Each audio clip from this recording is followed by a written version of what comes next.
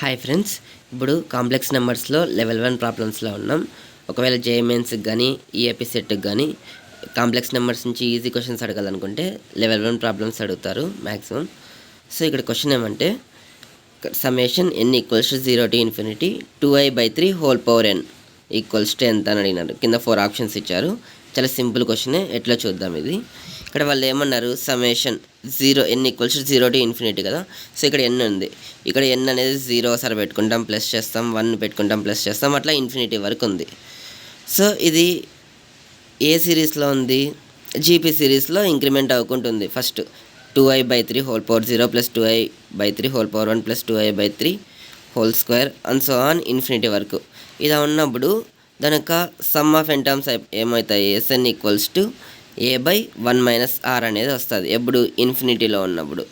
So అప్పుడు ఏ అంటే first term తీసుకుంటాం, 2i/3 హోల్ పవర్ 0 ఉంది కదా, ఎనీథింగ్ పవర్ 0 మనకు 1 అవుతుంది. సో ఏ వాల్యూ 1, అది కాక r ఈక్వల్స్ టు 2i/3, దాని యొక్క డిఫరెన్స్ అనేది ఫస్ట్ టర్మ్కి సెకండ్ టర్మ్కి యొక్క డిఫరెన్స్ డివైడ్ చేస్తే that equals to r equals to 2i/3 whole square divide by 2i/3 whole power 1 divide చేస్తే మనకి ఏమొస్తుంది, r ఈక్వల్స్ టు 2i/3నే వస్తుంది. అట్లా అనమాట. ఆ రెండు సబ్స్టిట్యూట్ చేస్తే 1/1 - 2i/3 that equals to 3/3 - 2i వస్తుంది. దీనికి మనం ఏం చేయాలా, ఫ్యాక్టరైజేషన్ చేద్దాం. కింద 3 - 2i అనేది ఉంది కదా, సో దానికి ఆపోజిట్గా 3 + 2iతో రెండు పక్కల పైన కింద మల్టిప్లై చేద్దాం.